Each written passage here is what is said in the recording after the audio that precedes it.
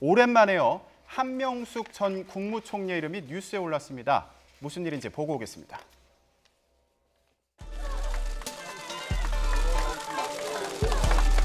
정말 가혹했던 고통이 있었지만 새로운 세상을 드디어 만나게 됐습니다.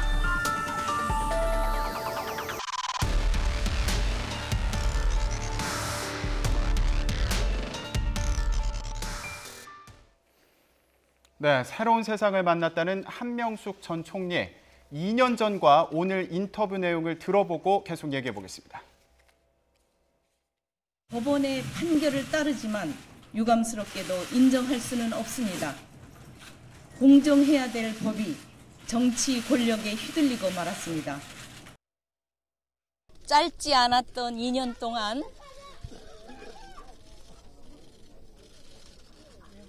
정말 가혹했던 고통이 있었지만 새로운 세상을 드디어 만나게 됐습니다.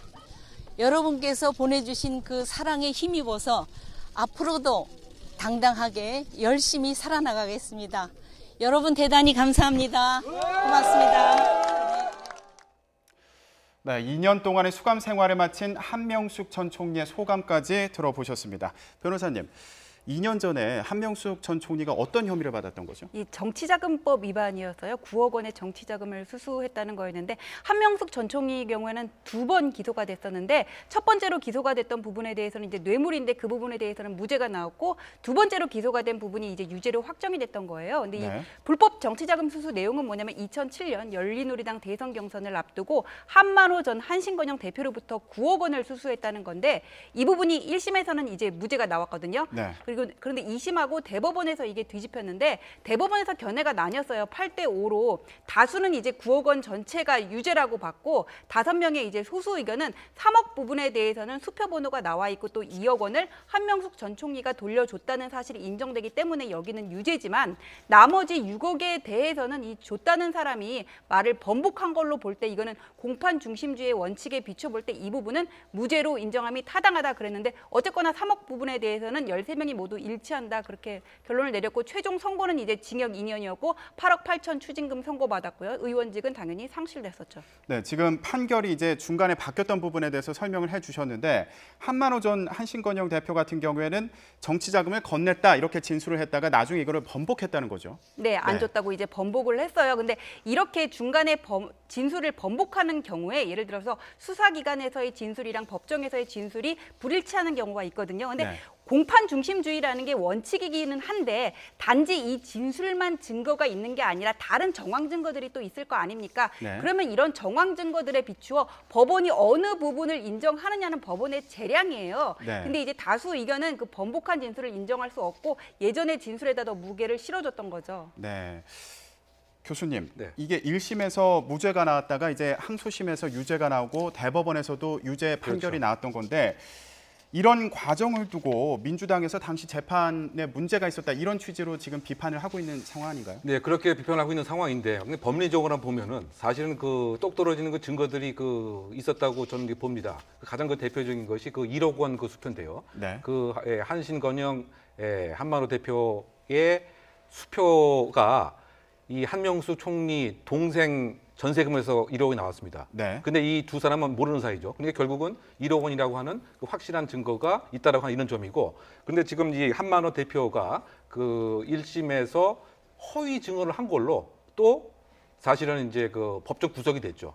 근데 그 얘기는 그 뭐냐면은 이 실체가 분명하다는 그 얘기입니다. 즉 바꿔 얘기하면은 적어도 3억 원 부분에 있어서는 대법관 13명이 전혀 부정을 못할 정도로 이것은 똑 떨어지는 소위 말해서 그 정치자금 제공이다. 뭐 이렇게 그 얘기를 하는 것입니다. 그런데 어쨌든 지금 민주당 정치 인들의 그 입장은 그거 자체도 잘못됐다. 기소도 잘못됐고 그와 같은 판단도 잘못됐다. 뭐 이렇게 그 얘기를 하다 보니까 우리 같은 평범한 소위 말해서 법치주의를 이렇게 믿고 살아가는 시민의 입장에서는 상당히 민주당 관련된 정치인들이 하는 거는 다 옳고 그것이 절대선이고 그것을 부정하는 사법부 자체도 사실은 이제 적폐냐 이런 사실은 의구심을 듭니다. 왜냐하면 우리가 그 사법제도로 하는 것이 1심, 2심, 3심을 통해서 분명하게 그 증거 재판주의로 유죄라고 판결을 했음에도 불구하고 그 정치인들의 입장에서는 그거 자체도 인정을 하지 못하고 무엇인가 네. 잘못됐고 억울하다라고 하는 메시지를 계속 보내고 있기 때문에 이런 식으로 한다면은 지금